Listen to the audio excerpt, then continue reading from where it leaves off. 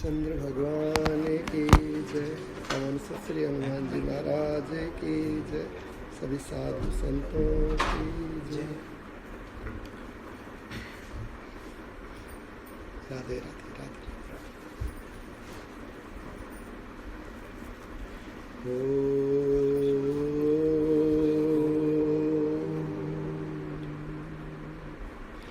स्वस्ति श्री गणेशाय नमः। श्री सद्गुरुभ्यो नमः। श्री सरस्वते नमः। सर्वेभ्यो देवेभ्यो नमः। सर्वेभ्यो ब्राह्मणेभ्यो नमः। ओम तुलसीदासाय नमः। ओम वाल्मीकाय नमः। ओम वशिष्ठाय नमः। ओम गौरीपतये नमः। ओम श्री सपत्नीकाय लक्ष्मणाय नमः। ओम श्री सपत्नीकाय शत्रुघ्नाय नमः। ओम श्री सपत्नीकाय भरताय नमः। ओम हनुमते नमः। बोलिए माता पार्वती शंकर भगवान की जय। सियावर रामचंद्र भगवान की जय। पवन सुत श्री हनुमान जी महाराज की जय। सभी साधु संतों की जय। गाय मेरी साचियाँ जोता वाली माता तेरी सदा ही जय। बोलिए क्षेत्रपाल भैरव बाबा की जय। पवन सुत श्री हनुमान जी महाराज की जय। नमः पार्वती पतये हर हर महादेव। हर हर महादेव। हर हर महादेव।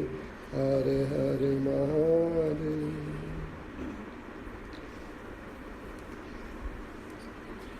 मंगल भवन अमंगल हारी।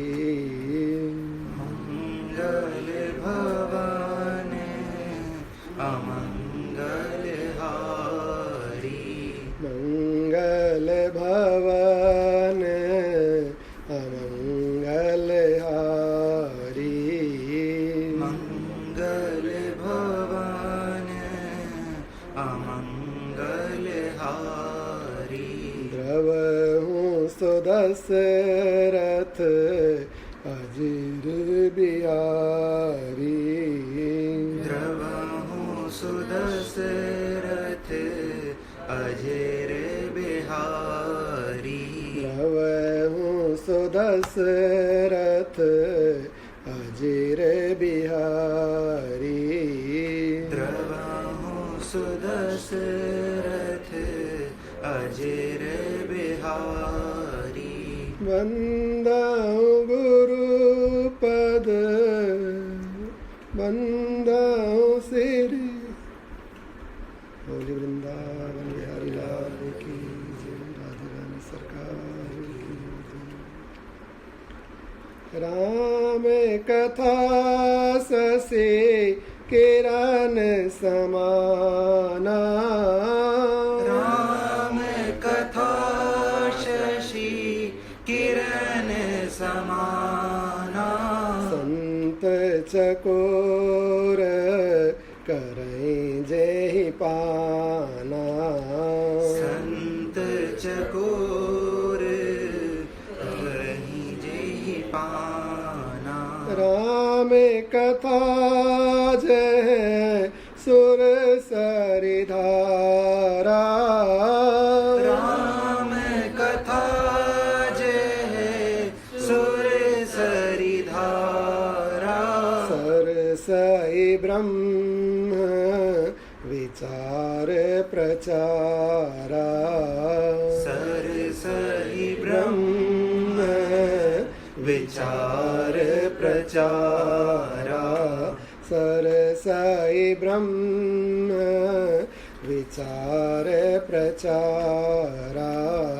सरसहि ब्रह्म विचार प्रचारा। राम सिया राम सिया। राम सिया राम सिया। राम सिया राम। राम सिया राम सिया राम। राम सिया राम सिया राम सिया राम राम सिया राम सिया राम सिया राम सिया राम सिया राम राम सिया राम सिया राम सिया राम राम सिया राम सिया राम सिया राम। बोलिए सिया रामचंद्र भगवान की की जय। पवन सुत श्री हनुमान जी महाराज की जय। सभी साधु संतों की जय।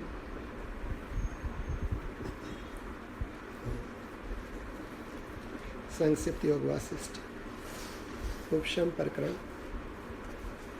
बलि का पिता के दिए हुए ज्ञानोपदेश के स्मरण से संतोष तथा पहले की अज्ञानमयी स्थिति को याद करके खेद प्रकट करते हुए शुक्राचार्य का चिंतन करना, शुक्राचार्य का आना और बलि से पूजित होकर उन्हें सारभूत सिद्धांत का उपदेश देकर चले जाना। बलि मन ही मन कहने लगे राम। कल जैसे बलि का प्रसंग चल रहा था, उसमें बलि महाराज ने अपने अंतःकरण में ज्ञान के लिए चिंतन किया तो पिता के कई विवचन स्मरण में आ गए। अब उसके बाद जब मन में शांति हो गई तो बलि मन ही मन कहने लगे। पूर्व काल में सुंदर विचार रखने वाले मेरे पूज्य पिताजी ने मुझे उपदेश दिया था। सौभाग्य की बात है कि वह उपदेश मुझे इस समय याद आ गया। इससे मैं प्रबुद्ध हो गया हूँ। आज मेरे अंतःकरण में भोगों के प्रति यह अतिशय विरक्ति प्रत्यक्ष अनुभव में आने लगी है। बड़े आनंद की बात है कि मैं अमृत के समान शीतल, विशुद्ध एवं परम शांतिमय परमानंद सिंधु में प्रविष्ट हो गया। आह, अंतःकरण को शीतल बना देने वाली यह शांतिमय स्थिति बड़ी ही रमणीय है। इस शांतिमय स्थिति में सुख दुख की सारी दृष्टियां ही शांत विलीन हो गई हैं। परम उपरति में स्थित हो मैं परम शांति का अनुभव करता हूँ। सब ओर से निर्वाण को प्राप्त हो रहा हूँ। यहाँ पर बलि महाराज ने कहा कि पूर्व काल में मेरे पिताजी ने जो मुझे उपदेश दिया था वो मुझे याद आ गया और उससे मैं प्रबुद्ध हो गया। मुझे अतिशय आनंद अनुभव हो रहा है, अतिशय विरक्ति प्रत्यक्ष अनुभव में आने लगी है। मेरा अंतःकरण शीतल हो गया है और मेरी जितनी भी सुख दुख की दृष्टियाँ थी वो शांत हो गई। अर्थात ये ब्रह्म की अज्ञान की दृष्टियाँ शांत हो गई हैं। सब ओर से निर्वाण को प्राप्त हो रहा हूँ। सब ओर से अर्थात जहाँ जहाँ हमने अपने में बंधन बांधा हुआ था, मन से या बुद्धि से या संसार से या संबंधों से, वस्तुवादियों से, सब प्रकार से, सब जगह से छूट गया हूँ। निर्वाण को प्राप्त हो रहा हूँ और सुखपूर्वक स्थित हूँ। मेरे अंतःकरण में ऐसा अपार हर्ष हो रहा है मानो मुझे चंद्रमंडल में स्थित कर दिया है। समस्त वैभवों के दृष्टांतभूत महान वैभव का मैंने उपभोग किया। भोगने योग्य सारे भोगों को बिना किसी बाधा के भोग लिया और समस्त प्राणियों को पददलित कर दिया। तो भी इससे मुझे कौन सा सुंदर लाभ मिला? परलोक में, इस लोक में तथा अन्य स्वर्ग आदि में इधर उधर बारंबार वे ही पहले की अनुभव की हुई वस्तुएं उपलब्ध होती हैं। कहीं कोई अपूर्व नूतन वस्तु नहीं है। पाताल में, भूलोक में और स्वर्ग में सार पदार्थ क्या है? रतन मणि, प्रस्तर इत्यादि, परंतु काल इन सब को क्षण भर में निगल जाता है।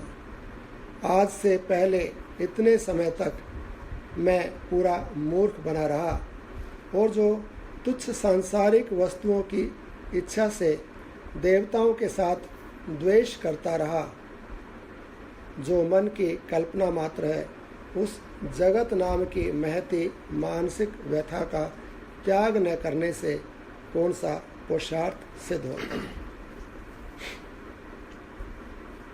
यहाँ पर बलि महाराज ने कहा, एक तो वही वस्तुएं मुझे बार बार प्राप्त होती, स्वर्ग में, पाताल में, पृथ्वी पर।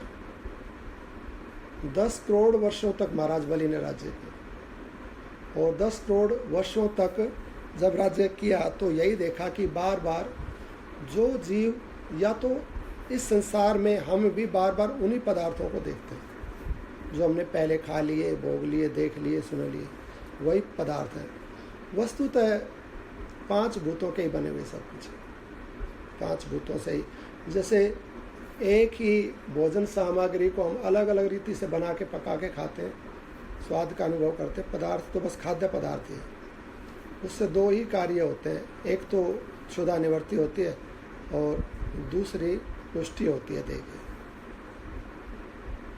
वस्तु तो खाद्य पदार्थ है। तो यहाँ पर कह रहे हैं कि वही पदार्थ है, न्यूतन कुछ भी नहीं है, नया नहीं है इस संसार में।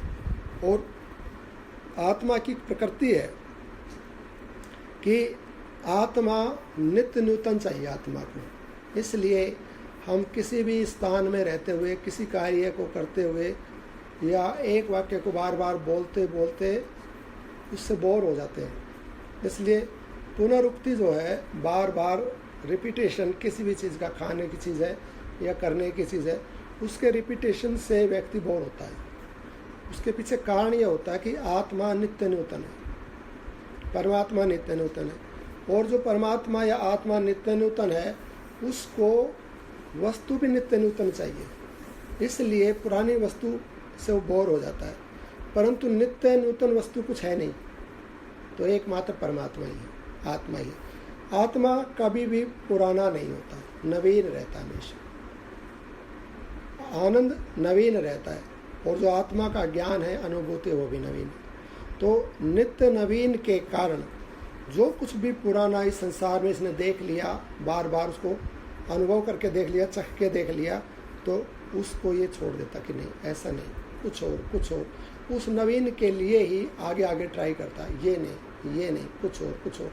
उस पूर्णता को पाने के लिए अपूर्व, यानी कि जो ये पूरे नहीं है पदार्थ इत्यादि, इनको चखता है, इनमें देखता है कि या इसमें वो पूर्णता है जो मुझे चाहिए, इसमें वो पूर्णता इस लोक में है, इस स्थान में, इस पदार्थ में, लेकिन नहीं है।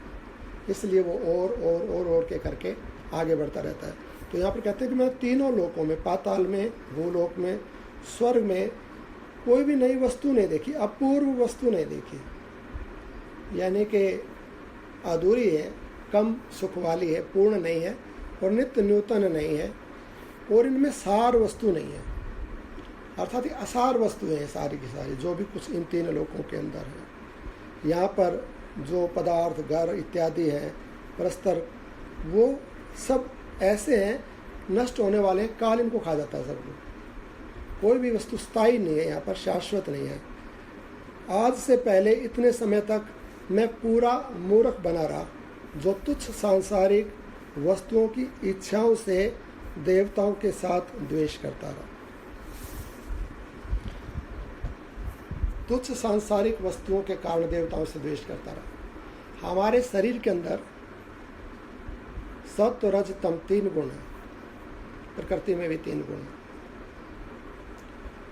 सत्व की प्रधानता से देवता, और रज की प्रधानता से मनुष्य, और तम की प्रधानता से असुरों का निर्माण होता है। अब इस सत्व, रज, तम के कारण हमारे देह में 3 प्रकार के विचार प्रकट होते हैं।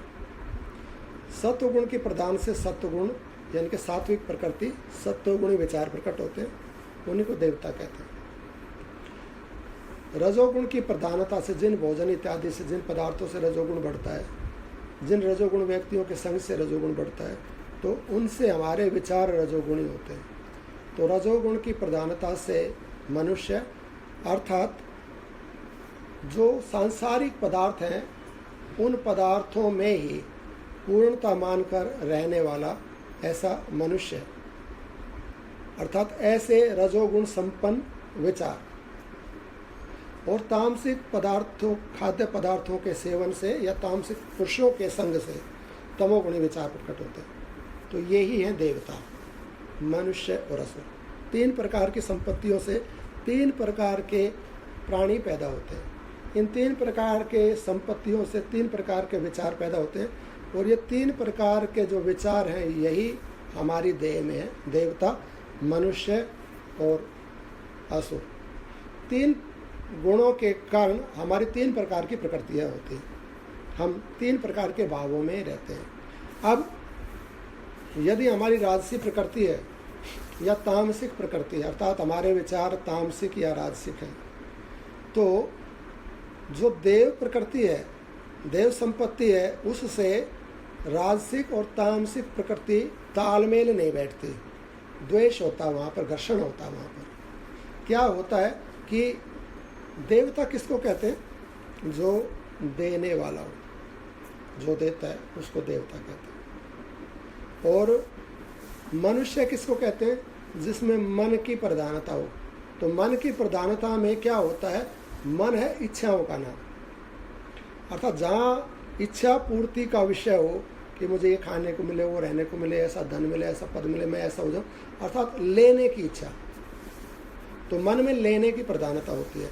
तो लेने की प्रधानता से, मन मय होने से, मन की प्रधानता होने से मनुष्य, और देने की प्रधानता होने से, सत्वगुण होने से देवता।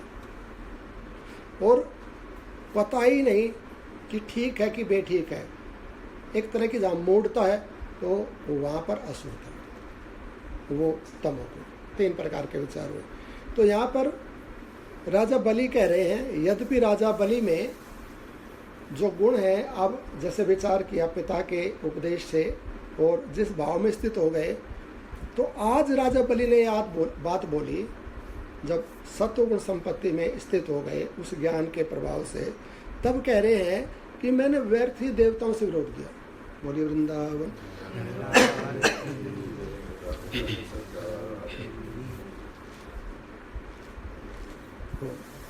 कि मैंने व्यर्थ ही देवताओं से विरोध किया। आज के पहले तो नहीं बोला, आज के पहले तो विरोध चल रहा था, लड़ाई घर्षण हो रहा था सब कुछ। लेकिन आज जब ज्ञान का प्रभाव हुआ और आत्मस्थ हुए, तो जब हम ईमानदारी से निष्पक्ष होकर विचार करते हैं ना अपने बारे में, तो जहाँ हम गलत होते हैं वहाँ हम स्वीकार कर लेते हैं, हाँ ये मेरी गलती है। और जब हम निष्पक्ष नहीं होते हैं, अर्थात ज्ञान की स्थिति न होकर अज्ञान की स्थिति होती है, और हम पक्ष में होते हैं, अपने पक्ष में जब होते हैं, तो अपनी गलत बात को भी ठीक बोलते हैं, ऐसा होता है। लेकिन अब ज्ञान की स्थिति है, पक्ष नहीं है, आग्रह नहीं है, निष्पक्ष भाव में स्थित हो गए राजा बलि। और निष्पक्ष भाव में जैसे ही स्थित हुए, तो विचार में आया कि अब तक जो देवताओं से विरोध कर रहे थे तो व्यर्थ था, बिल्कुल ठीक नहीं था। हम भी अब क्यों विरोध था? हमारे अंदर भी ये विरोध होता है। हम, क्योंकि देवता, मनुष्य और असुर तीनों हमारे अंदर है, 3 प्रकार के विचार होने से। तो क्यों विरोध होता है? विरोध के पीछे कारण क्या है? कारण ये है कि मन प्रधान होने से, लेने की प्रधानता होने से जो दिया जाता है, भले ही वो अच्छा हो, परंतु हम उसको लेना नहीं चाहते। मन उसी को लेना चाहता है जिसको वो ठीक मानता है, भले वो ठीक ना हो। ये बात स्पष्ट होगी ना? जैसे कि बीमार व्यक्ति को पता है कि उसका, मान लो किसी को टाइफाइड हो गया, निमोनिया हो गया, और उस निमोनिया में मान लो उसको ठंडा पदार्थ खाना वर्जित है, परंतु उसका ठंडा पदार्थ खाने को मन करता, तो वैद्य उसको देता नहीं, परंतु मन कहता नहीं खाना है मेरे को, मैं भले और बीमार हो जाऊँ। मान लो किसी को कफ प्रकृति हो गई, बहुत ज़्यादा ठंड लगे, और उसको कहे कि नहीं अभी तेरे को शीत पदार्थ नहीं खाना, लेकिन उसका बड़ा मन करता नहीं मैं तो लस्सी पीऊँगा या ये दही या कोई भी ठंडी चीज़ खाऊँगा।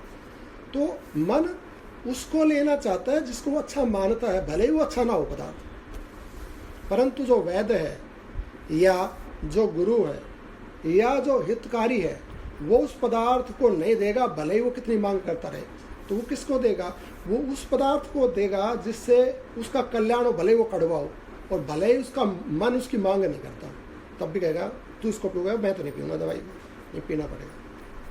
वो उसको वो पदार्थ देगा तो वो लेना नहीं चाहता उस पदार्थ। अब यहाँ पर जैसे देवताओं का जो गुण है, अर्थात दैवी प्रकृति का जो गुण है, तो दैवी प्रकृति का ये नियम है कि वो अच्छी चीज़ देगी। जैसे कोई भी हमारे बड़े बुजुर्ग हैं, हमारे गुरु हैं, या जो हमारे हितैषी कल्याणकारक जो वस्तुतः हमारे मित्र हैं, वो हमारे को अच्छा ज्ञान, अच्छा उपदेश, अच्छा संग, अच्छा पदार्थ देंगे। अब जो अच्छा ज्ञान दिया जा रहा है, जिस ज्ञान से कल्याण होना है, उस ज्ञान को मन लेता नहीं। वो कहता दिमाग खराब हो गया, ये माता पिता का ही एक ही बात बोलते रहते, ये करो, इतने बजे उठो, ऐसा मत खाओ, ऐसा मत बैठो, ऐसा मत करो, ऐसा मत करो। तो माता पिता निरंतर उसको वो ज्ञान देते हैं, लेकिन वो उस ज्ञान को नहीं लेता। उसका मन प्रधान होने से वो उस ज्ञान को लेता है जिसमें उसको रुचि होती है, और वो कल्याणकारक नहीं होता है, तो घर्षण होता है, खिंचाव होता है। हालांकि माता पिता देवता हैं, वो तो अच्छी चीज़ देते हैं संतान को। गुरु देवता है तो अच्छी चीज़ देता है शिष्य को। और जो हमारे हितकर, हमारे मित्र होते हैं, वो देवता होते हैं, वो अच्छी वस्तु देना चाहते हैं, परंतु अपनी कामनाओं के कारण, मन की प्रधानता के कारण हम उन अच्छे पदार्थ, अच्छे विचार, अच्छी क्रियाओं को, अच्छे आचरण को नहीं लेना चाहते, और वहाँ पर झगड़ा प्रारंभ हो जाता है। अब देवता क्या कहते हैं, असुर क्या कहते हैं कि देवता खराब है, त्रिलोकी में देवताओं का राज्य नहीं होना चाहिए। तो यही असुर उन देवताओं को हटाते हैं, उनके साथ युद्ध करते हैं। ये जो असुर हैं, ये असुर तो मनुष्यों को भी नहीं जाते, मनुष्य तो बीच में है। मनुष्य की एक ऐसी प्रकृति, मान लो कि कुछ देवताओं जैसा, कुछ मनुष्यों जैसा, कुछ असुरों जैसा, बीच का सा। कहते नहीं, ये जो मनुष्य है ये भी कोई खास नहीं, ये भी फालतू से ही है, इनका भी राज्य नहीं होना चाहिए, और देवताओं का तो बिल्कुल नहीं होना चाहिए। तो नीचे वाला, पाताल वाला, या जो तमोगुणी विचार है, वो रजोगुणी को भी नहीं चाहता, और सतगुणी को भी बिल्कुल नहीं चाहता, जबकि सतोगुणी ज़्यादा उत्तम है, ज़्यादा कल्याणकारक है, वो विचार, वो व्यक्ति या वो पदार्थ। लेकिन यहाँ घर्षण होता है, मनुष्यों में तालमेल होती है, मनुष्य देवताओं के नज़दीक होते हैं। मनुष्यों में तमोगुण की न्यूनता, रजोगुण की अधिकता होने से सत्वगुण के नज़दीक होता है मनुष्य, इसलिए फिर भी देवताओं को कुछ मानता है।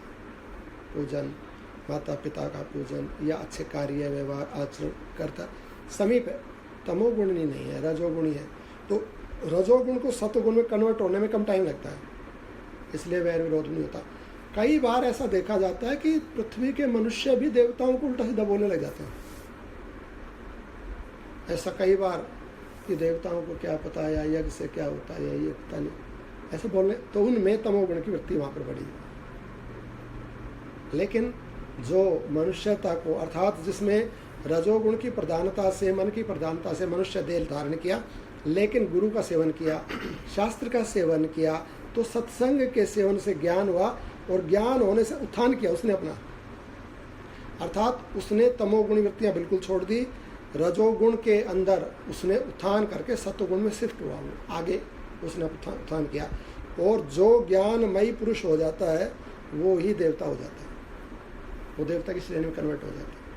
अर्थात जो देने वाला है, अच्छा मीठा बोल देता है, ज्ञान देता है, जैसी उससे बनती है वैसी सहायता देता है, जो भी, या एक अच्छा विचार प्रसारित करता है वो वायुमंडल के अंदर, सबका कल्याण हो, सब अच्छे हों। जैसे जब मनुष्य इनसे ऊपर उठ के संत हो जाता है व्यक्ति, और संत होकर वो भगवान से जुड़ा रहता है, तो भगवान से जब जुड़कर कार्य करता है समाज के अंदर, तो विशेषतः समाज के लिए कोई बहुत, मतलब ऐसे भौतिक रूप में विशेष कार्य नहीं देखने को मिलता है, क्योंकि तो अपने ध्यानस्थ रहते हैं, भगवान की सेवा पूजा संसार से तो बिल्कुल अलग रहते हैं समाज से। लेकिन जितना कल्याण संत इस समाज का करता है ना, तीनों लोगों का करता है, उतना कल्याण कोई नहीं कर सकता है, क्योंकि परमात्मा से जुड़ने के कारण देवता हो गया है, और देवता होने से अब जितना भी भजन पूजन और उसके द्वारा जितनी पॉजिटिव एनर्जी जा रही है वायुमंडल में, इस ब्रह्मांड के अंदर, उतनी पॉजिटिव एनर्जी दूसरे कार्यों से नहीं जा सकती है। तो स्थूल रूप से तो देखने में नहीं लगता है कि वो कोई विशेष कार्य कर रहे हैं या कुछ दे रहे हैं, परंतु सारे संसार को ऊर्जा, शक्ति, ज्ञान देते हैं, निकलता है उनके अंदर से, भले वो ना बोलें, उनके शरीर से, उनकी क्रिया से, उनके मन से, उनके द्वारा ही निश्रित होती है। ये पॉजिटिव, ये सात्विक एनर्जी उनमें से प्रकट होती रहती है। उनके संपर्क में जो भी आ जाएगा वो भी कन्वर्ट हो जाता है, चेंज हो जाता है, उसमें भी सात्विकता आ जाती है। उस समय उस क्षेत्र के अंदर हिंसक पशु भी अगर आ जाएं तो वे सहज हो जाते हैं, क्षेत्र से या उसके संपर्क से बाहर निकलने से वो अपनी प्रकृति में आते हैं, इतना प्रभाव हो जाता है, तो उनका बड़ा लाभ होता है। यहाँ पर जो कहा बलि महाराज ने, इतने काल, परंतु काल इन सबको क्षण भर में निकल जाता है।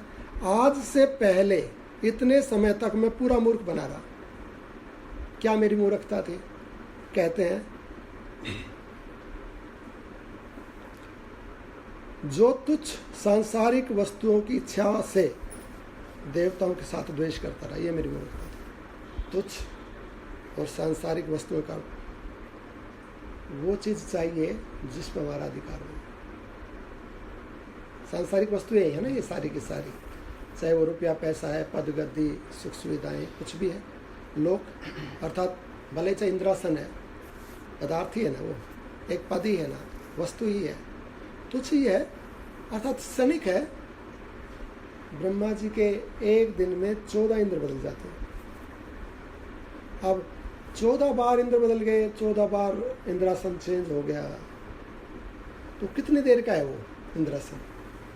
और उसके लिए यदि कोई द्वेष करे और उन देवताओं से विरोध करे जो हमारे को देते, हमारे कल्याण की कामना, देवराज या दूसरे देवता जो अपने पदों पर बैठे हुए हैं, तो वो तो व्यवस्था के लिए है ना, व्यवस्था चलाते तो हमारे को देते हैं ना, एक अच्छा एनवायरनमेंट, सब कुछ चीज़ें व्यवस्थित तरीके से हो। राज जो चलता है वो राज जो एक तंत्र होता है, तंत्र एक प्रक्रिया होती है, तो प्रक्रिया को सुचारू रूप से चलाने के लिए राजा होता है। तो देवराज राजा हैं, उनका एक तंत्र है, वो तंत्र पूरा, वो सिस्टम है, वो एक सिस्टम पूरा पूरी त्रिलोकी को ठीक से चलाता है। अब उन्हीं से हम द्वेष करने लग जाए तो ये तो गलत है। यहाँ पर देवराज, यहाँ पर राजा बलि कह रहे हैं कि मैं कितना मूर्ख बना रहा कि तुच्छ सांसारिक पदार्थों के लिए देवताओं से विरोध करते हैं। ये हम भी करते हैं, बिल्कुल करते हैं। हम में सात्विक विचार स्वतः प्रकट होता है। आत्मा का गुण है सत्वगुण, वो प्रकट करती है, वो ज्ञान देगी, सत्व विचार देगी, सतमार्ग के लिए प्रेरित करेगी। लेकिन हमारी रजोगुणी प्रकृति या तमोगुणी प्रकृति विरोध करती है, लड़ती रहती है इन सत्य विचारों से। उन माता पिता से या जो हमारे इष्ट संबंधी, जो हमारा कल्याण चाहने वाले, उनसे घर्षण रहता है, हमेशा लड़ाई सत्य। और हम उन जो ठीक है, वस्तुतः ठीक है, उनको गलत ठहराते रहते हैं, उनको हटाने के लिए या उनका अनिष्ट करने के लिए निरंतर प्रयास करते रहते हैं। देवराज यहाँ पर दानवेंद्र राजा बलि भी तो यही कह रहे हैं कि मैं अब तक तो देवराज को हटाने के लिए, ये सब करने के लिए तो लड़ता रहा, और मैं कितना बड़ा मूर्ख था। ये बात कब समझ में आई? जब अज्ञान का आग्रह छोड़ा, जब पक्ष छोड़ दिया, जब न्यूट्रल हो गए, जब स्वरूप में, आत्मा में स्थित हो गए, तो ईमानदार हो गए। और ईमानदार हो गए तो ईमानदार बात को एक्सेप्ट किया। यहाँ पर मैंने गलत किया, 10 करोड़ वर्ष बीत गए त्रिलोकी का राज्य करते हुए, आज ये बात समझ में आई, आज कह रहे हैं। परंतु जब भी आ जाए उसी दिन कल्याण है, उसी दिन परम पद को, परमात्मा को पाएगा। यहाँ पर कह रहे हैं कि मैं इस सांसारिक तुच्छ वस्तुओं की इच्छा से देवताओं के साथ द्वेष करता रहा। जो मन की कल्पना मात्र है, उस जगत नाम की महती मानसिक व्यथा को त्याग न करने से कौन सा पुरुषार्थ सिद्ध होता है? मन की, ये जो संसार पदार्थ है क्या है? मन की कल्पना मात्र है।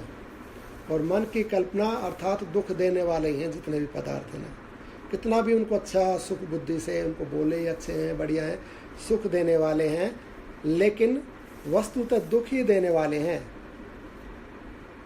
जो मन की कल्पना मात्र है, उस जगत की महती मानसिक व्यथा का त्याग न करने से कौन सा पुरुषार्थ सिद्ध होता है? कौन सा लाभ होता है?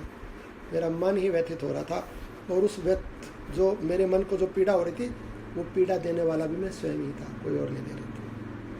जगत की महती इच्छा, संसार की, इन पदार्थों की महती इच्छा के कारण मैंने अपने मन को व्यथित कर रखा था, दुखी कर रखा था। और ऐसा करने से कौन सा कल्याण, कौन सा पुरुषार्थ सिद्ध होता है? इसमें महात्मा पुरुष का क्या अनुराग होगा? जो महात्मा हो गए, जो महती स्थिति के अंदर, पारमार्थिक स्थिति के अंदर, आत्मिक स्थिति के अंदर स्थित हो गए, वो महात्मा है। जो मानसिक स्थिति में वे मनुष्य हैं और जो तामसिक स्थिति में है वो असुर है। तो महती, महात्मिक, दिव्य स्थिति में स्थित होने वाला महात्मा है। तो महात्मा पुरुष की इन सांसारिक पदार्थों में कोई भी इच्छा नहीं होती। इससे महात्मा पुरुष का क्या अनुराग होगा? आहो, बड़े दुख की बात है कि अज्ञान रूपी मद से मत हुए मैंने दीर्घ काल तक अनर्थ में ही अर्थ बुद्धि करके स्वयं ही उसका सेवन किया। अत्यंत चंचल तृष्णा वाले मुझ मूर्ख ने तीनों लोकों में केवल अपने पश्चाताप को बढ़ाने के लिए अब तक क्या नहीं किया? अनर्थ में अर्थ बुद्धि करके, अज्ञान में ज्ञान बुद्धि करके मैं अब तक ही उसका सेवन करता रहा। और अत्यंत चंचल तृष्णा वाले मुझ मूर्ख ने, मेरी चंचल अर्थात मेरी तृष्णाएं कितनी तीव्र, कितनी चंचल है, एक के बाद एक वस्तु चाहिए। अत्यंत चंचल तृष्णा वाले मुझ मूर्ख ने तीनों लोकों में केवल अपने पश्चाताप को बढ़ाने के लिए अब तक क्या नहीं किया? अर्थात जितना भी कार्य किया उससे मेरा पश्चाताप ही बढ़ा, कोई शांति मेरे को नहीं मिली। तीनों लोकों के स्वामी बोल रहे हैं ये बात। देवराज भी समाधीन थे राजा बलि के, पाताल और मनुष्य थे। कहने मैंने जो इतना ये कार्य किया, वो तीनों लोग जीत लिए, सब कुछ कर लिया, सबका राजा बन गया, तो अपना दुख ही बढ़ाया। बाहर की यात्रा की, अंदर की नहीं की। आज मुझे पता लगा कि शांति और सुख क्या होता है। आज जब मैं इससे अलग हटा और मैंने पिताजी के उस वचन को मैंने स्मरण किया और मैं आत्मस्थ हुआ, और जो मुझे आत्यांतिक शांति आज प्राप्त हुई, तो आज मैंने उस रस को चखा, आज मुझे पता लगा। और अब तक जिसको मैं सुख बुद्धि करके या अच्छा पदार्थ समझ के जी रहा था, वो दुख बढ़ाने वाली ही परंपरा थी सारी की सारी। उससे मेरा क्या लाभ हुआ? अब मैं आश्रित जनों पर सदा प्रसन्न रहने वाले गुरुदेव भगवान शुक्राचार्य का चिंतन करता हूँ।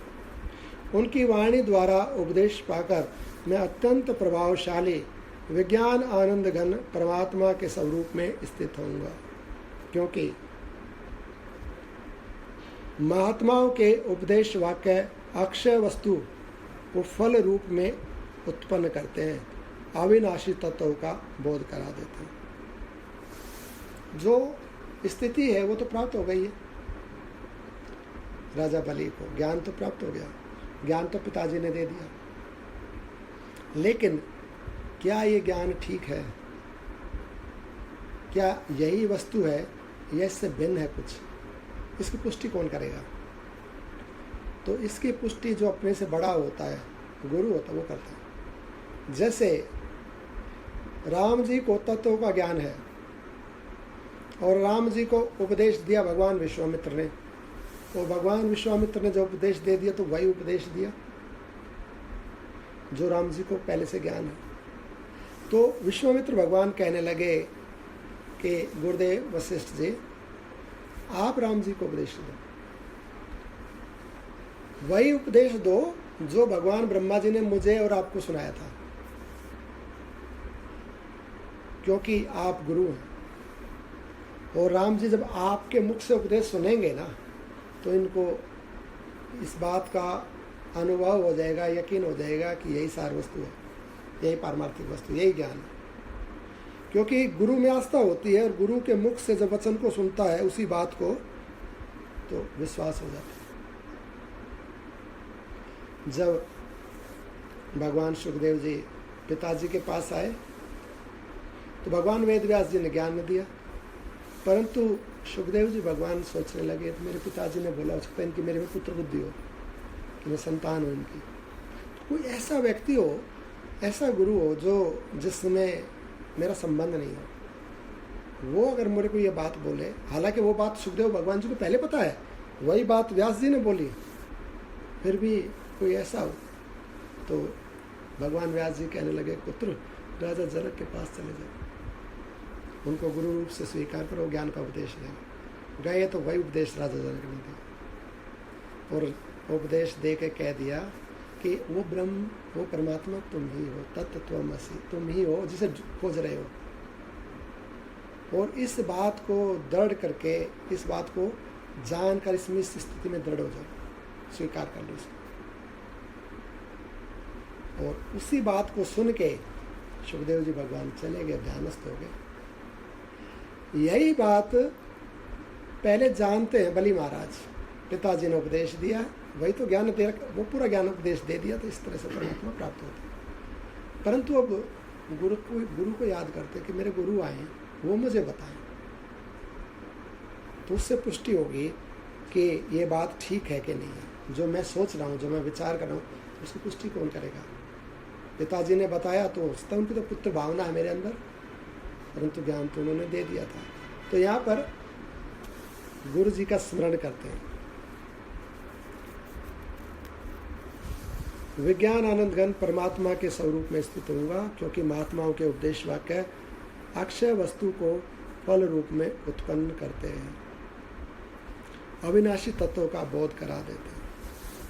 श्री वशिष्ठ जी कहते हैं, रघुनंदन, बलवान बलि ने ऐसा सोचकर आंखें बंद कर ली और विज्ञान आनंद घन ब्रह्म स्वरूप आकाश में स्थित कमल नयन शुक्राचार्य का चिंतन किया। तब परमात्मा के ध्यान में नित्य तत्पर रहने वाले शुक्राचार्य ने सर्वव्यापी ब्रह्म के स्वरूप में स्थित और चित्त के द्वारा परमात्म तत्व का चिंतन करने वाले अपने शिष्य बलि के विषय में यह जान लिया कि वह अपने नगर में तत्व ज्ञान की इच्छा रखकर गुरु से मिलना चाहता है। यहाँ पर गुरु तत्व की व्याख्या की, यहाँ पर बोलते हैं, बोली सतगुरुदेव भगवान की।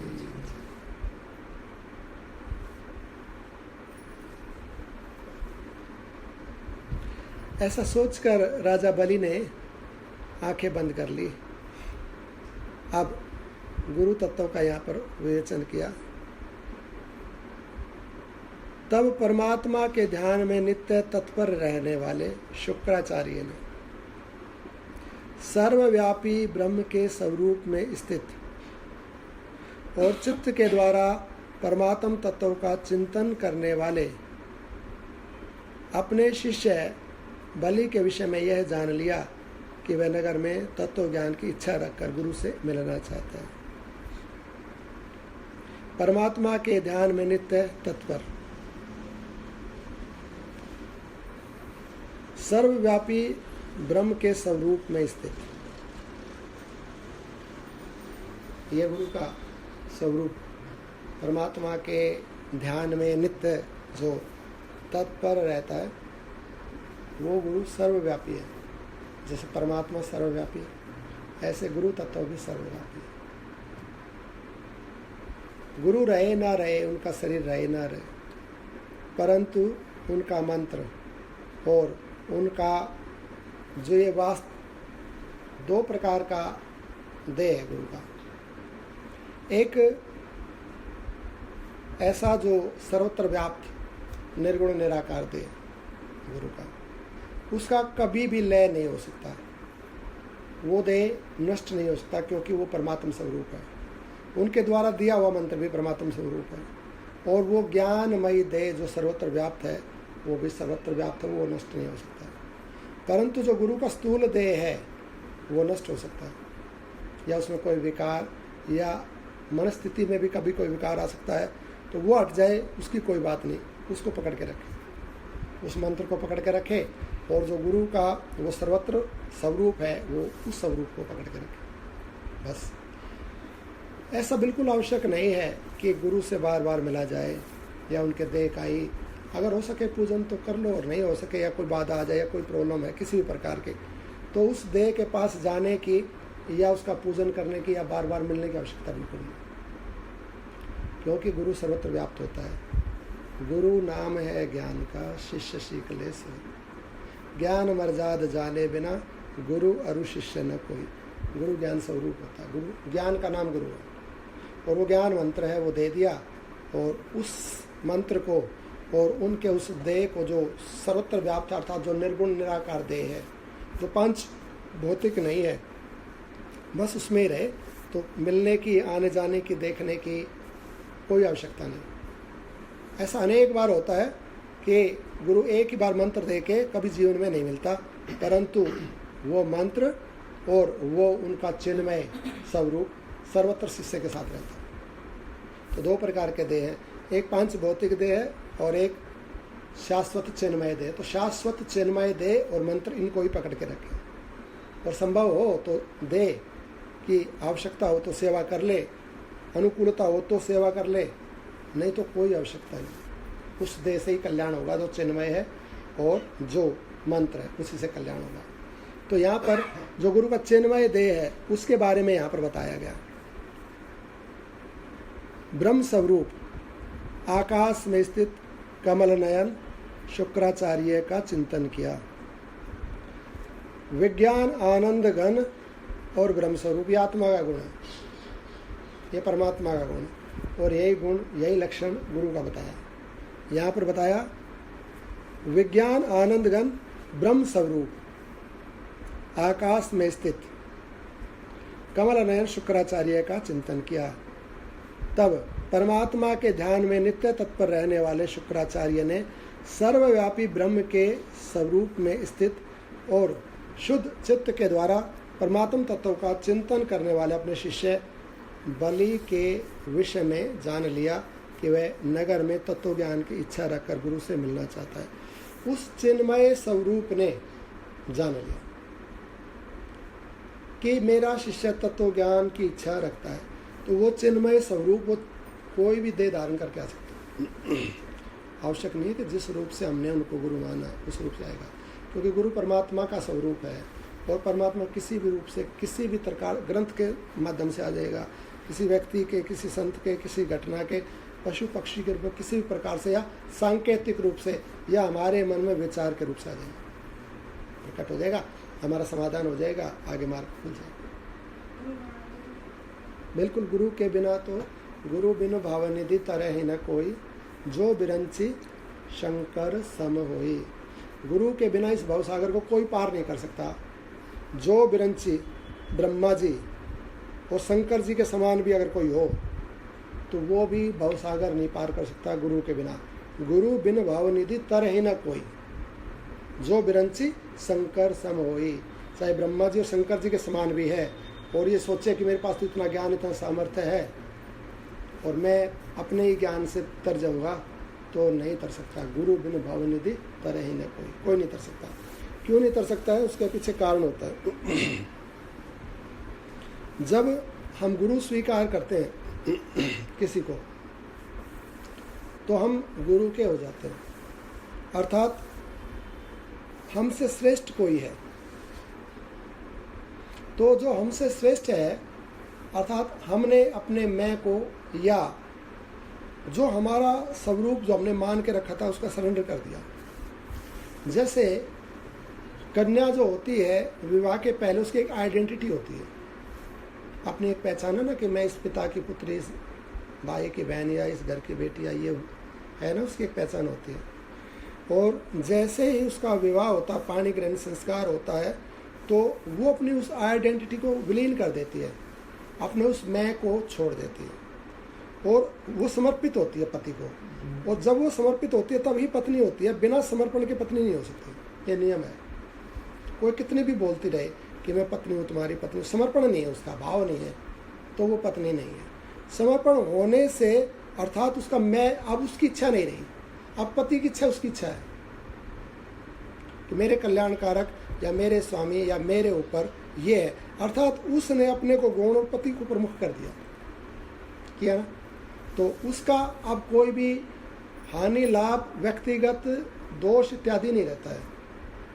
अब पति की ही जिम्मेवारी है पूरी, कमा के खिलाने की, उसकी रक्षा करने की, उसका सब कुछ करने की। ऐसे ही जब शिष्य अपने मैं को अपना एक हमने कभी पाल के रखा हुआ ना कि मैं तो ये व्यक्ति हूँ, मेरे को तो इतना ज्ञान है, मैं तो इतना धन का स्वामी हूँ, मेरे को तो इतने संतान, इतना ये मैं है, बहुत सारी मैं, एक हमने एक आइडेंटिटी अपनी डेवलप की हुई है और इसको बोलते हैं अहंकार, इस मैं को।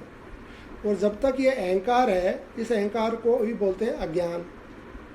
तो जब तक ये अज्ञान है अर्थात जब तक ये अंधकार है तब तक स्पष्ट रूप वास्तविक वस्तु नहीं दिखाई दे सकती। हमारा एक आग्रह रहता है मैं का, जैसे राजा बलि का एक आग्रह था कि मैं ही श्रेष्ठ हूँ, देवता श्रेष्ठ नहीं है, देवताओं को हटाओ, हम बैठेंगे गद्दी पे, जबकि उनका अधिकार नहीं था स्वर्ग पर बैठने का, उनका अधिकार नहीं था पृथ्वी लोक पर राज्य करने का, उनका अधिकार पाताल का था। लेकिन उन्होंने तो पृथ्वी भी कब्जा ली और सूर्य वो अपना देवलोक भी कब्जा लिया। क्यों कब्जा लिया? क्योंकि उनका एक अहंकार था, उस अहंकार अज्ञान के कारण उन्होंने ऐसा कार्य किया और वो मान रहे थे अपने आप को ठीक। परंतु जैसे ही उन्होंने अपने अहंकार या अपने अज्ञान को, मिथ्या भाव को, अहम को छोड़ा, सत्य तत्व प्रकट हुआ और उन्होंने गलतियाँ एक्सेप्ट की। और जब सत्य तत्व प्रकट हुआ तब कल्याण प्राप्त होगा, उसके पहले कल्याण नहीं होगा। तो जब हमारा अहंकार जब तक रहता है, मैं भावना जब तक रहती है, तब तक सत्य तत्व प्रकट नहीं हो सकता, क्योंकि अंधकार है। अंधकार में वास्तविक वस्तु नहीं दिखाई दे सकती, वस्तु का वास्तविक रूप नहीं दिखाई दे सकता। सर्प में रस्सी और रस्सी में सर्प दिखाई देगा, हो सकता है वो रस्सी हो और हम उसके पास ना जाए, सर्प है, या हो सकता है वो सर्प और हम उसको उठा ले काट ले। अंधकार में तो स्पष्ट दिखाई नहीं देता ना। तो अज्ञान में, मैं में, अंधकार में वस्तु का वास्तविक रूप नहीं दिखाई देता। तो वास्तविक रूप दिखाई देने के लिए प्रकाश चाहिए, अर्थात ज्ञान चाहिए। और ज्ञान तब तक नहीं हो सकता जब तक अहंकार होता है, अर्थात प्रकाश जब तक नहीं हो सकता जब तक अंधकार होता है। तो अंधकार विलीन होगा, प्रकाश होने पर ही वास्तविक वस्तु। अगर हम अंधकार को ही पकड़ के रखें, कमरे को बंद करके ही रखें और सोचे कि भी अभी हमारे को पूरा स्पष्ट दिखे, तो नहीं दिखे। तो उसके लिए क्या करना पड़ेगा? खिड़कियाँ खोलनी पड़ेंगी, प्रकाश को स्थान देना पड़ेगा। तो जब हम प्रकाश को स्थान देंगे तो ही ज्ञान प्रकट होगा, अर्थात अज्ञान को या अंधकार को या मैं को, अहम को छोड़ना पड़ेगा। जब छोड़ेगा तो ज्ञान प्रकट होगा। और गुरु स्वीकार करना ही इसको छोड़ना है। अब मेरा नहीं, मैं नहीं जानता, गुरु का ज्ञान, गुरु का सामर्थ्य। स्त्री को पूछे भाई तू ये कार्य है, तू कोई वस्तु लेने चले जाए या कोई बड़ा कार्य है, तू ये डिसीजन ले सकती है? वो मैं नहीं, वो बताएंगे। वस्तु तो वो भी आधे घर की स्वामिनी है, तो वो भी मालिक है, वो ले सकती है निर्णय, पर नहीं लेती। कहते नहीं नहीं वो बताएंगे, वो लेंगे इस बात को, तो वो मैं पूछ के बताऊंगी। क्यों पूछ के बताएगी? क्योंकि पति का मानती है कि वो आज्ञा देंगे तो मैं बताऊंगी। तो किसका है घर? किसका है? मेरे पति का है। संतान किसके? मेरे पति की है। और ये सब कुछ स्वयं तो मैं भी मेरे पति की हूँ, ऐसे ही तो बोलती है। तो उसने कहा मैं नहीं है, उसने पति को सर्वस्व मान लिया है, इसलिए सारा काम पति करता है, उसके ऊपर ही जिम्मेवारी होती है।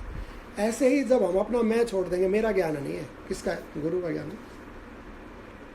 मेरा सामर्थ्य नहीं है, गुरु का। स्त्री का गुरु तो फिर उसका पति हुआ ना? हाँ, मतलब स्त्री को तो गुरु बनाने का वो नहीं है ना?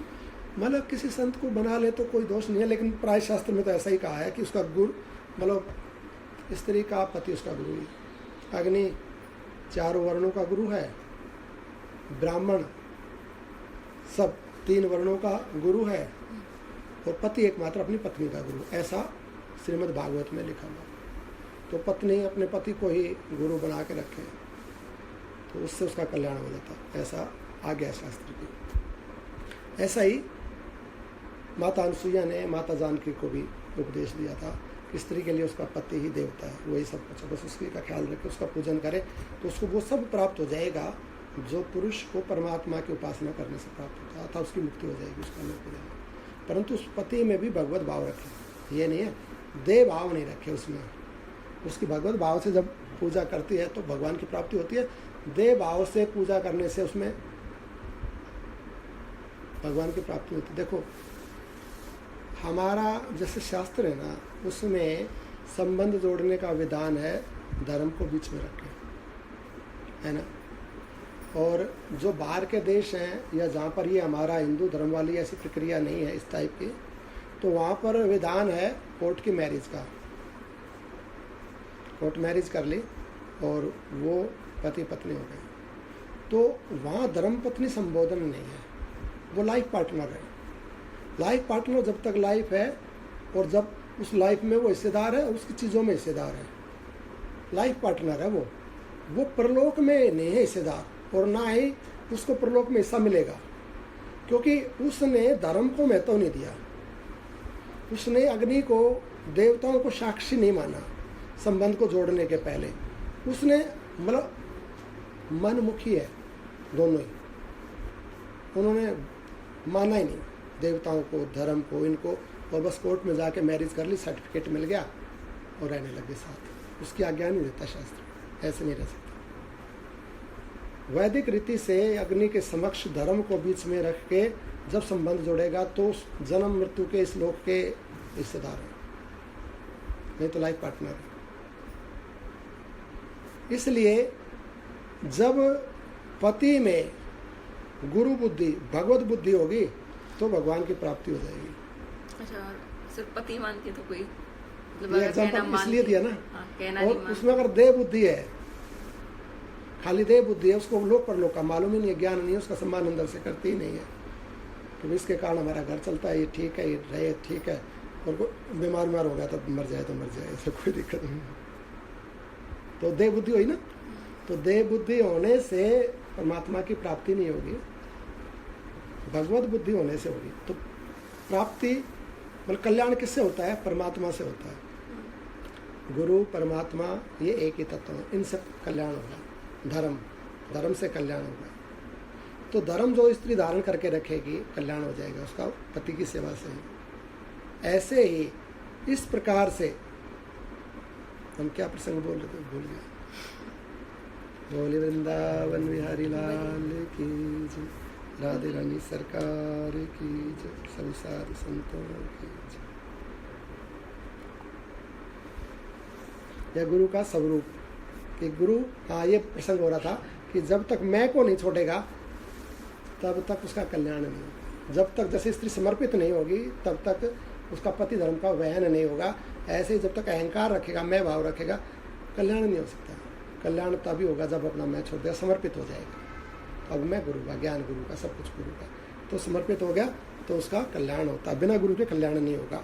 गुरु बनाने से मैं टूटता है, अहंकार टूटता है।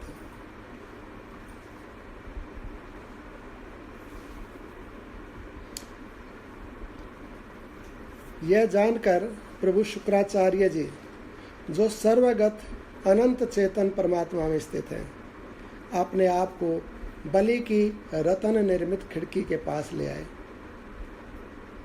अर्थात वे बलि के यहाँ स्वयं उपस्थित हो गए।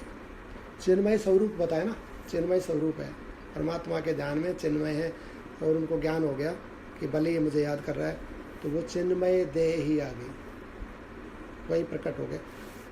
भगवान शुक्राचार्य में तो ऐसा सामर्थ्य है, वो तो उस देह से कहीं भी जा सकते हैं और कोई भी देह भी धारण कर सकते हैं, कोई रूप भी धारण कर, ऐसा भी उनमें। लेकिन यदि यहाँ का कोई लौकिक देह वाला मनुष्य जिसने गुरु पद स्वीकार किया, अर्थात या उसने नहीं स्वीकार किया, शिष्य किसी ने उसको गुरु स्वीकार किया हुआ, ऐसा भी संभव हो सकता है ना कि हमने किसी को गुरु बना लिया, उसने हमें शिष्य नहीं बनाया परंतु हमने उनको गुरु मान लिया। तो जब हम चिंतन करेंगे, उनको याद करेंगे गुरु जी को, तो वो तो आएंगे ही नहीं। एक तो ऐसा भी हो सकता है कि उनकी ऐसी सामर्थ्य ना हो कि उनका देह प्रकट हो जाए यहाँ पर, पहली बात। दूसरी बात, हो सकता है उन्होंने हमें शिष्य स्वीकार ही ना किया हो, अभी परीक्षण कर रहे हो या कुछ भी हो, तो वो नहीं आएंगे। लेकिन हमने जो गुरु धारण किया हुआ है और हमने गुरु को याद किया, तो क्या गुरु तत्व नहीं आएगा? क्या हमारा समाधान नहीं होगा? ये प्रश्न है, आएगा। अब ये पहले ही बता दिया कि ये बिल्कुल आवश्यक नहीं है किस रूप में आएगा, क्योंकि जैसे ये यहाँ पर इसको ऐसे समझ सकते हैं दृष्टांत से, रावण जो था वो महान अधर्मी था, पापी था वो, और माता मंदोदरी पतिव्रता थी।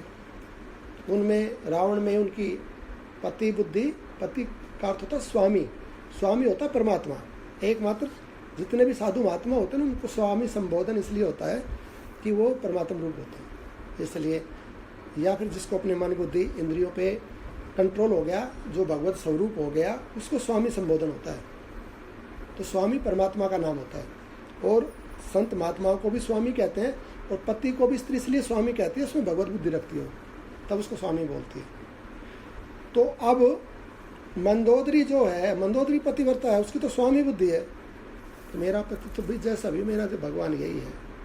वो था महान अधर्मी रावण। अब क्या उसके पतिव्रता धर्म में कोई कमी थी? मंदोदरी के में कोई कमी नहीं थी। क्या मंदोदरी के कल्याण में कोई संदेह था? रावण के कल्याण में तो 50 तरह के संदेह, पता नहीं कल्याण होगा कि नहीं होगा। तो भगवान के हाथ से मर गए इसलिए कल्याण हो गया, या वरदान था इसलिए। परंतु पापी मनुष्य है, अगर पाप कर रहा है तो उसका कल्याण तो होगा ही नहीं, वो तो अपना पाप का फल भोगेगा। लेकिन जो पापी मनुष्य की स्त्री है और उस पुरुष को यदि वो भगवत रूप स्वामी करके मानती है, तो क्या उस स्त्री का कल्याण होगा कि नहीं होगा, ये प्रश्न है। तो उस स्त्री का कल्याण होगा, तो उसका कल्याण क्या वो पुरुष करेगा? जो पापी है वो तो अपना कल्याण नहीं कर सकता, उस स्त्री का क्या कल्याण करेगा? उसका तो खुद पतन होना है, वो तो नरक में चला जाएगा। उसका तो कल्याण, वो किसका कल्याण कर सकता है? तो ऐसा जो पापी मनुष्य है, उसकी पत्नी का फिर कल्याण कैसे हो जाएगा यदि वो पतिव्रता है? तो पातिव्रत धर्म में शक्ति है, उस कल्याण का, धर्म कल्याण कर देगा, क्योंकि वो तो अपने धर्म पे पूरी है ना। वो गड़बड़ तो पति है, उसमें वो क्या कर सकती है?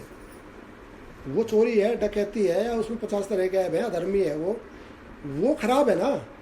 उसके खराब होने से स्त्री का पतन नहीं होगा, क्योंकि उसने अपने धर्म का पूर्णतः पालन किया है, वो पूरी उतरेगी, पूरी की पूरी। ऐसे ही गुरु में कहीं गड़बड़ी है तो शिष्य का पतन नहीं है, शिष्य पूरा है, शिष्य पूरा उतरेगा एकदम। यहां पर जैसे हमने याद किया और गुरु में वो सामर्थ्य नहीं है आने की, ये बात हो रही थी ना। तो गुरु का वो देह भले ही नहीं आए, परंतु गुरु तत्व प्रकट हो जाएगा। क्योंकि जैसे ब्राह्मण के मुख से निकला हुआ वचन सिद्ध होगा। क्यों सिद्ध होगा? क्योंकि ब्राह्मण परमात्मा का मुख है, और परमात्मा ब्राह्मण यदि ब्राह्मणताओं में है ना, अपना पूजा पाठ का कार्य करता है, तो ब्राह्मण वचन बोलेगा सिद्ध होगा। उसको मतलब वचन दे सुबेर, इसलिए कहना ब्राह्मण की आय ने उसकी सेवा करनी सब प्रकार से, क्योंकि वो परमात्मा का मुख है। उसके मुख से जो वचन निकला है ना, वो परमात्मा पूरा करेगा उसको। इसकी गारंटी, इसकी जिम्मेवारी परमात्मा की है, ब्राह्मण का वचन पूरा करना। एक ब्राह्मण मान लो कोई सामान्य है और बहुत ज़्यादा तपस्वी नहीं है, उसने कुछ वचन दे दिया, कुछ शाप या कुछ अच्छा बोल दिया, और उसमें स्वयं में इतना तप बल नहीं है कि पूर्ति हो, तो क्या पूर्ति होगी उसके वचन की भी?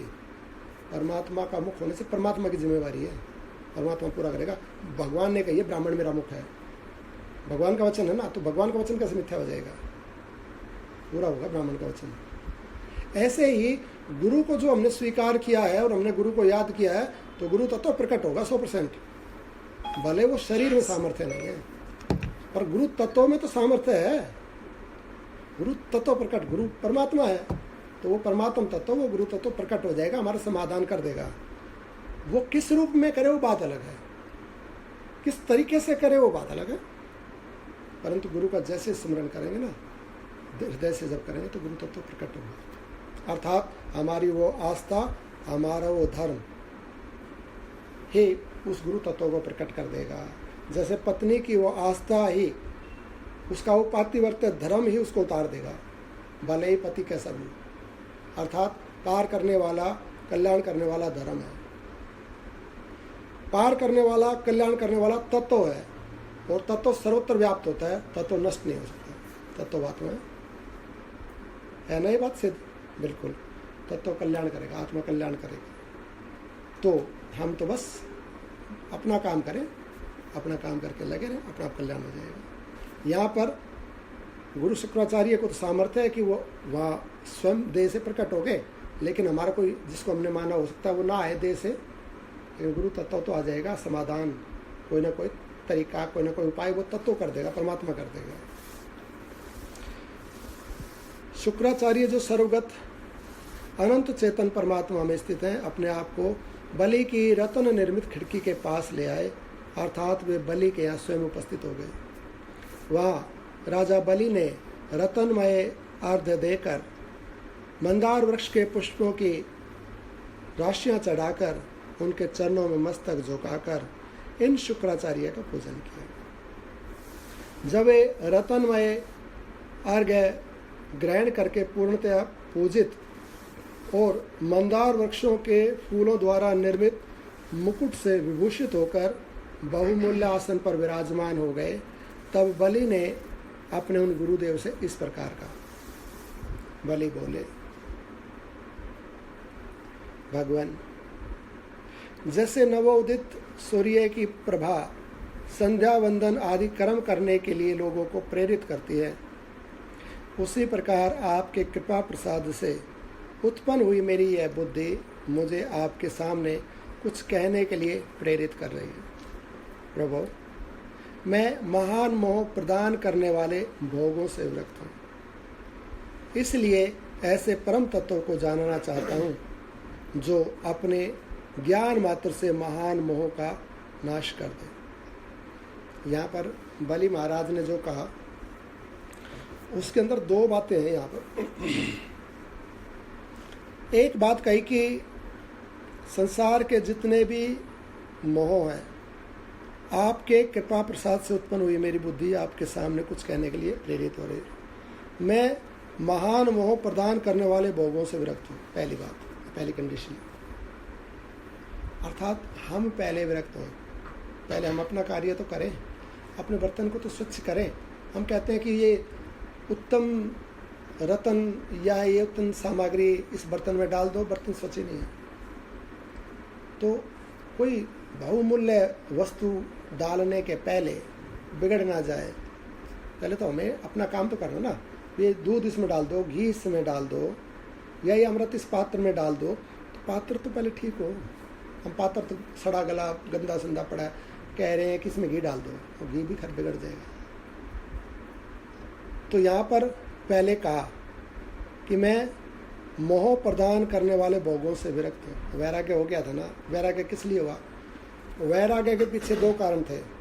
एक तो राजा बलि ने भोग लिए 10 करोड़ वर्षों तक, और भोग के उनको ये ज्ञान हो गया कि सार वस्तु नहीं, सत्य वस्तु नहीं, सुख देने वाली नहीं, शाश्वत नहीं। उन्होंने ऐसा देख लिया, टेस्ट करके उसको चख के, सब राज्य को, पदार्थों को, सबको। अगर हम खाते खाते ही तृप्त ना हो, खाए जा रहे हैं, वही चीज़ खाए जा रहे हो फिर भी, लेकिन आदमी कब तक खाएंगे भाई? कब तक जन्म लेंगे? वैसा का वैसा जन्म, वैसा का वैसा भोजन, वैसा वैसा संसार, कब तक रहेगा ये सब?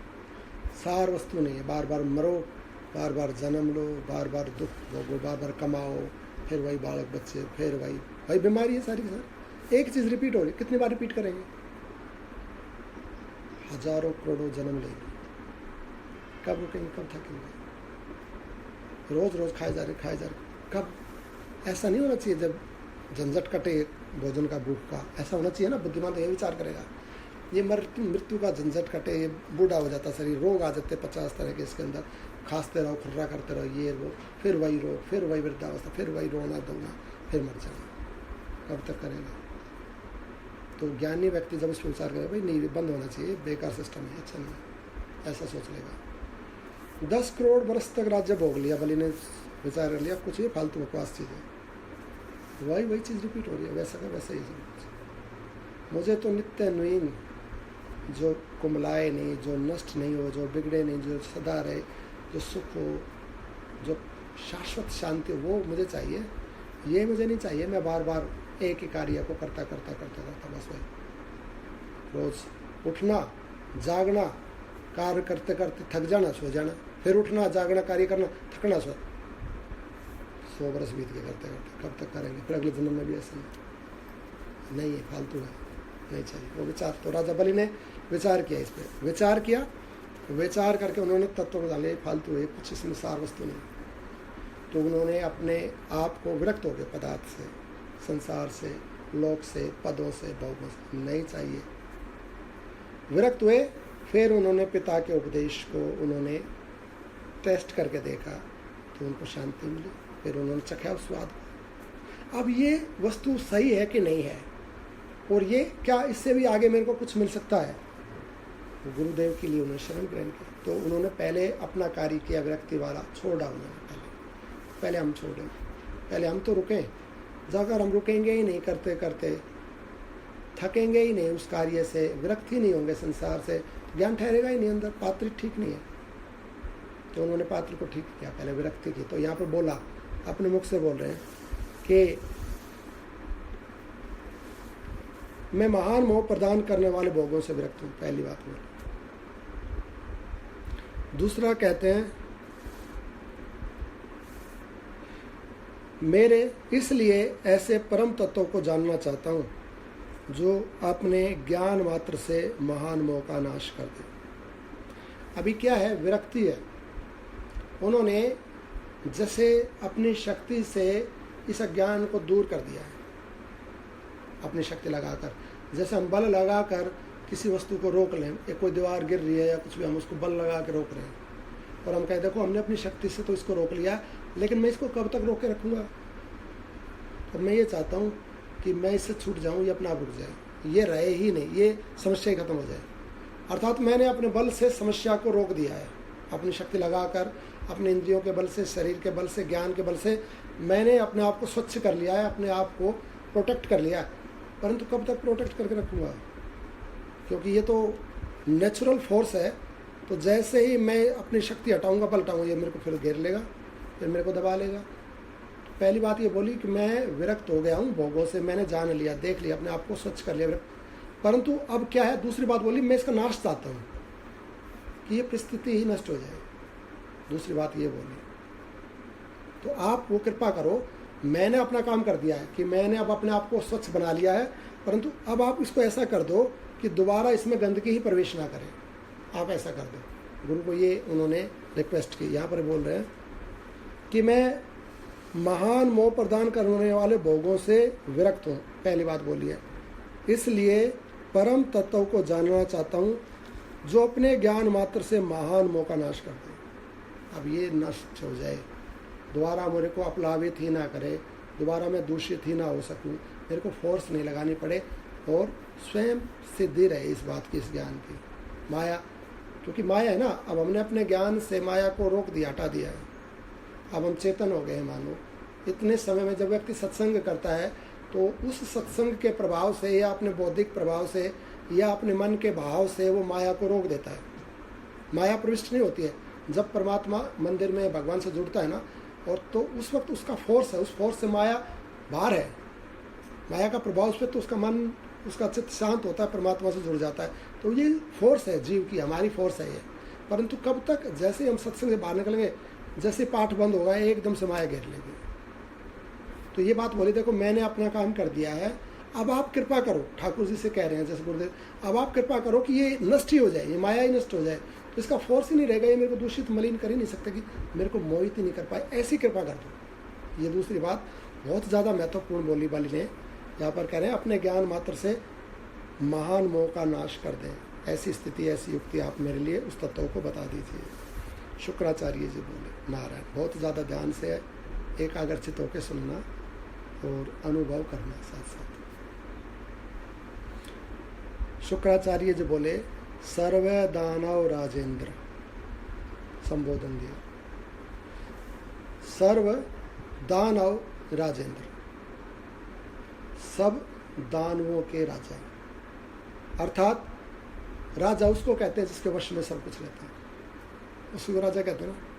तो दानव हमारे अंदर है, लेकिन उन दानवों के राजा हम नहीं है, वो हमारे राजा हैं। जो हमारे विचार हैं, दानव आसुरी प्रकृति या जो हमारे आसुरी विचार हैं, हम उनके राजा नहीं हैं, वो हमारे राजा बने बैठे हैं।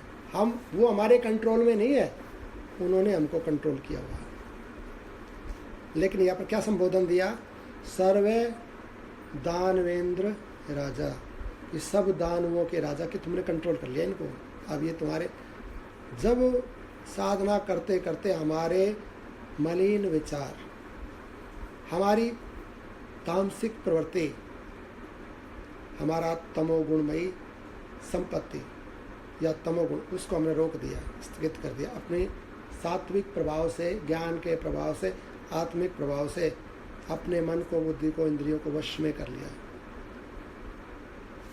सर्व दानव राजेंद्र होगी, सब कुछ, सब जितने दानव है ना, अब हमारा मन बुरा नहीं सोच सकता, बुद्धि बुरा चिंतन नहीं कर सकती, शरीर इंद्रियां गलत क्रिया नहीं कर सकती, हमने कंट्रोल कर दिया। परंतु कब तक करके रखेंगे? जैसे हम ढीले पड़ेंगे फिर कंट्रोल। तो यहाँ पर इस भाव में जब है बलि, गुरु की शरण ली हुई है, गुरु को रिक्वेस्ट की हुई है कि मेरे को आप वैसा बना दो, इसको नष्ट कर दो। तो पहला संबोधन ये दिया कि तुमने अपना काम कर दिया, तुमने इनको कंट्रोल कर लिया है, आसुरी संपत्ति को। आगे कहते हैं इस विषय में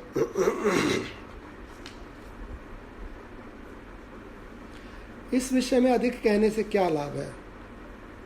मैं आकाश में जाने के लिए उद्यत हूँ, इसलिए संक्षेप से सार तत्व बता रहा हूँ, सुनो। अरे ज़्यादा बताने की जरूरत नहीं है, थोड़ा सा बता दूंगा और फिर चला जाऊँगा आकाश में।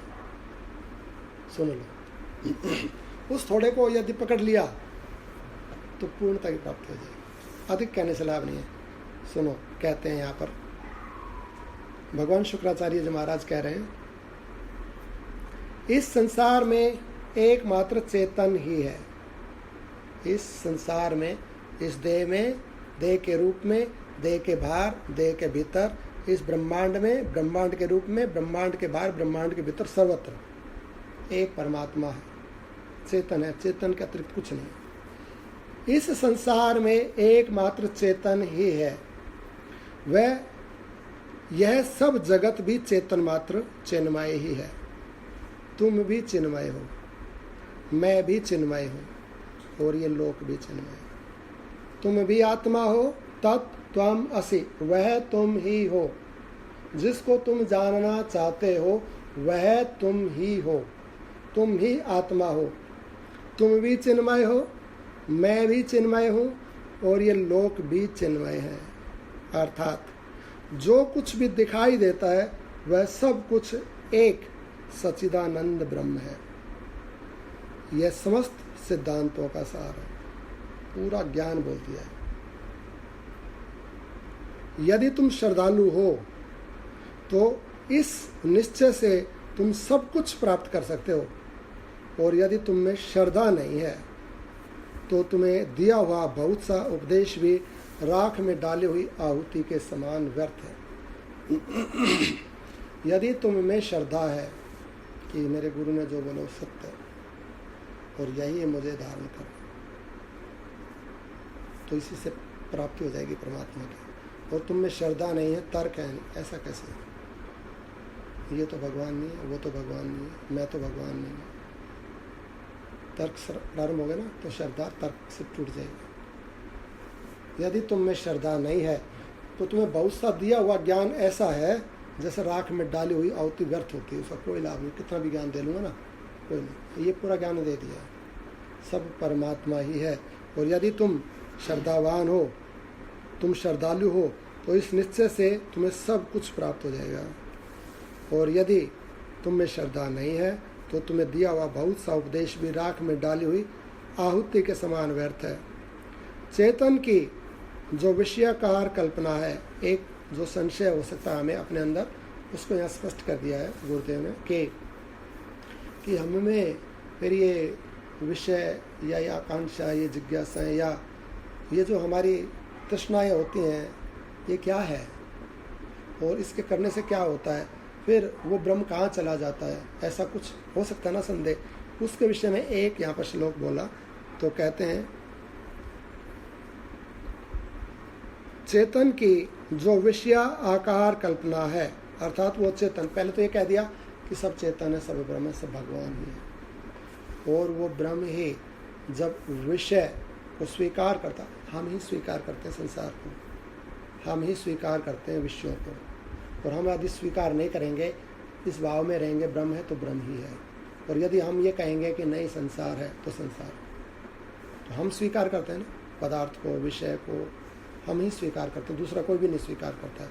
हमारे हिस्से का दूसरा नहीं स्वीकार कर सकता है, स्वयं हम स्वीकार करते हैं। जैसे कि मैं पति हूँ या मैं पत्नी हूँ या मैं भाई हूँ या मैं उसका पिता हूँ या मैं उसका बेटा हूँ या मैं ये हूँ या मैं मनुष्य हूँ या मैं जीव हूँ, हम ही स्वीकार करते हैं इस बात को। या मैं चेतन हूँ, ब्रह्म, हम ही हमारे हिस्से का दूसरा नहीं स्वीकार कर सकता। तो जीव की अर्थात उस चेतन की, चेतन आत्मा में जो विषय आकार वृत्ति है, जो विषय को स्वीकार कर लेती है, उसी का नाम जीव है। और यदि ये विषय को छोड़ देगा, ये पहले बता दिया सब ब्रह्म है, तो परमात्मा ही है।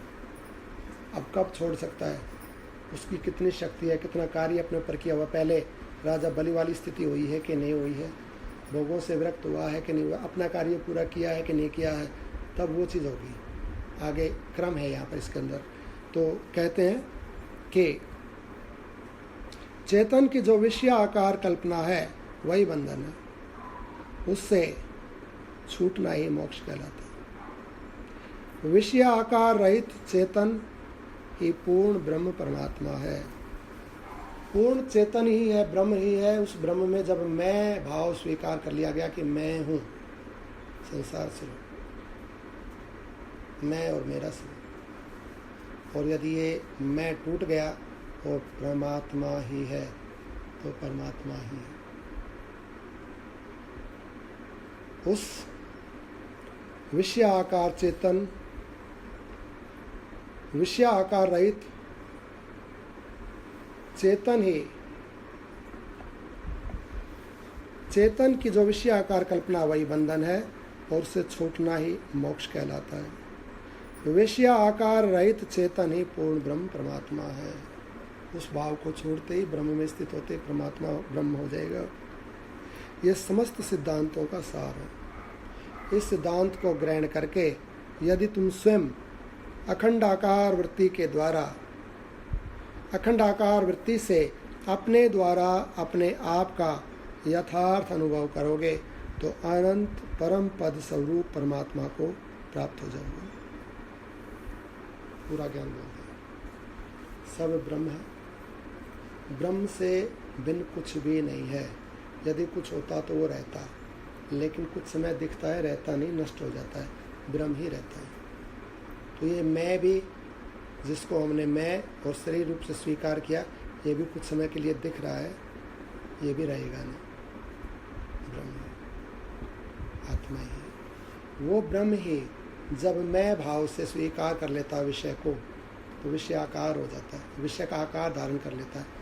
उसने एक विषय को स्वीकार किया मैं को, तो वो मैं हो गया। उसने दूसरे विषय को स्वीकार किया शरीर, तो वो शरीर हो गया। उसने तीसरे विषय को स्वीकार किया कि शरीर के संबंधी या शरीर के लिए पदार्थ, तो शरीर के संबंधी शरीर के पदार्थ हो गए।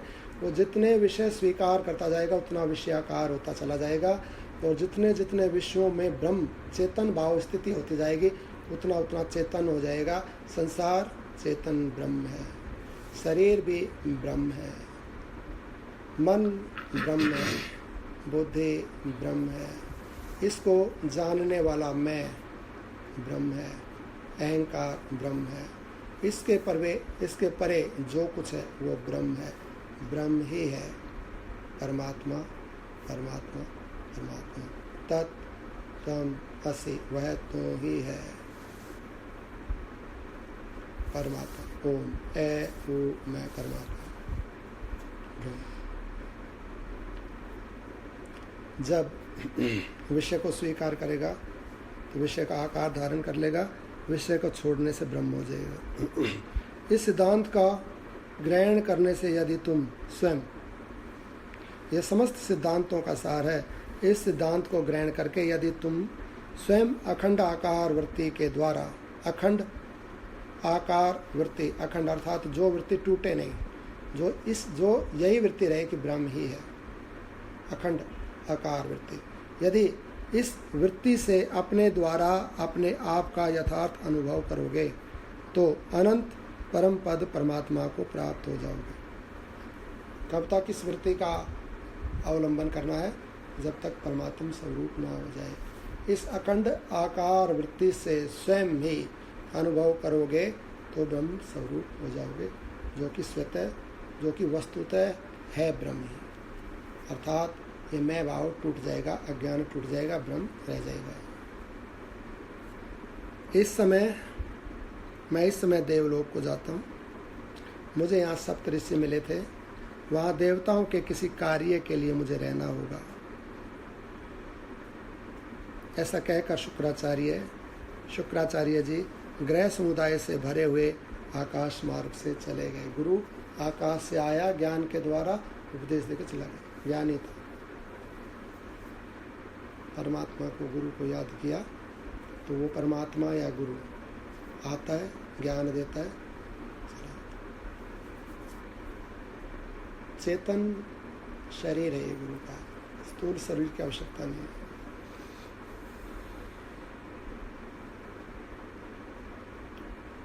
बोलिए वृंदावन बिहारी लाल की जय, राधे रानी सरकार की जय, सभी साधु संतों की जय,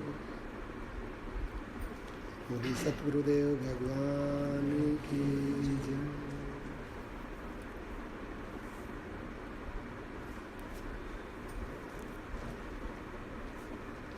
बोली वृंदावन बिहारी लाल की जय, लाडली सरकार।